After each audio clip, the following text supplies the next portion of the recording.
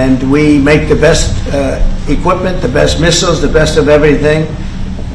The European nations know that. And we've made a deal today, and I'm going to have Mark speak about it, but we've made a deal today where we are going to be sending them weapons and they're going to be paying for them.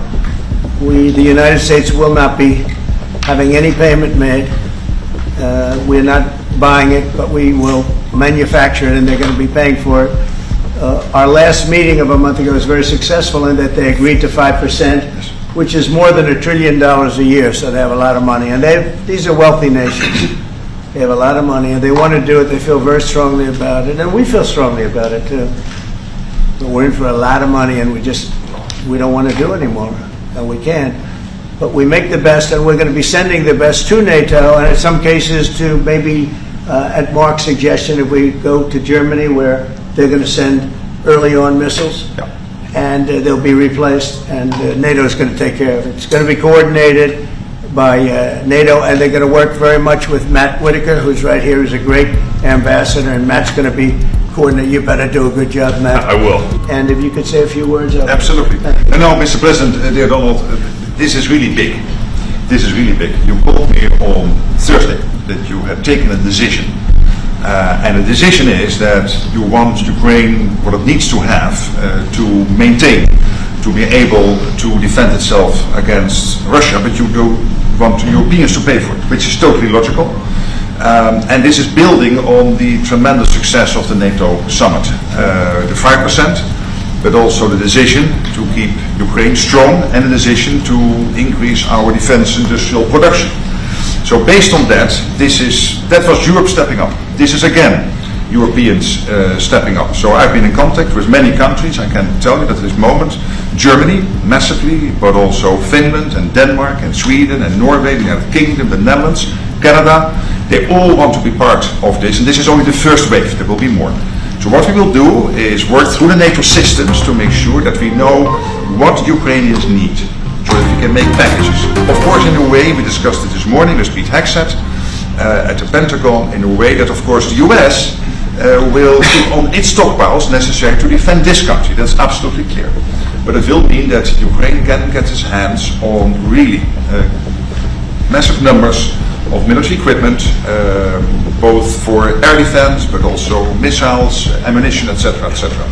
So if I was Vladimir Putin today and hear you speaking about what you were planning to do in 50 days and this announcement, I would reconsider whether I should not take negotiations about Ukraine more seriously than I was doing at the moment, if I was Vladimir Putin. But when I'm Ukraine, I think this is really great news for them. So I really want to thank you for that. And that means the Europeans paying for it. So really, thank you. This is important. You did a great job. That's a really great job.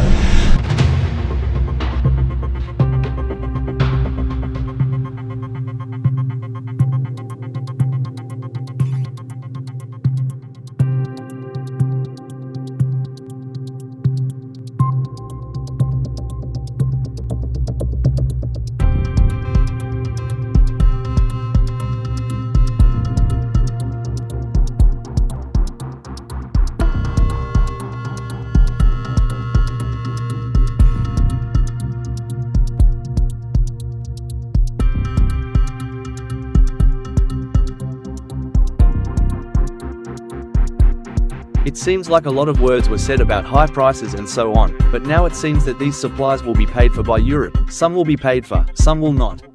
But the fact remains that the supplies of weapons, ammunition, and military equipment from the United States to Ukraine have continued. They are continuing now. Well, it is obvious that Kyiv is in no hurry. We are still waiting for proposals on the timing. The Russian side is ready to continue and to hold a third round. For us, it is very important that Mr. Keith Kellogg, as a representative of US President Donald Trump's team, continues his efforts to mediate, to provide mediation services within the framework of the Russian-Ukrainian settlement.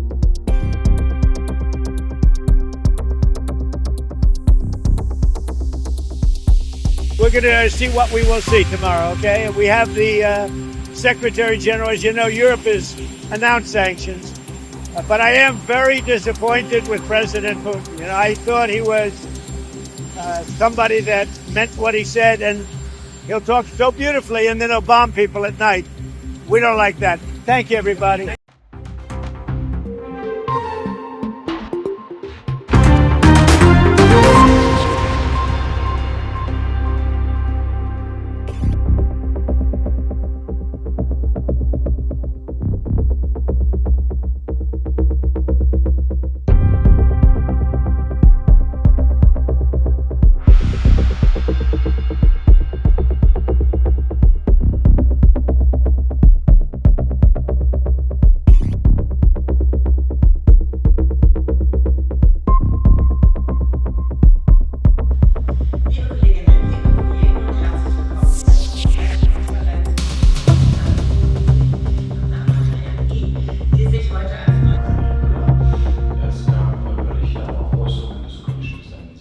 glaube, dass es eine Zusage gibt des amerikanischen Präsidenten, dass er Patriot bereit ist zur Verfügung zu stellen über die Modalitäten der Abwicklung.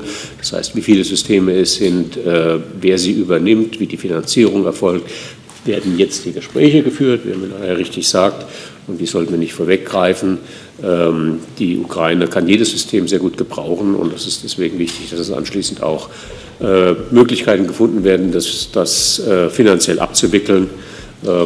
Es ist, glaube ich, eher eine Abwicklung über einzelne Staaten und nicht über die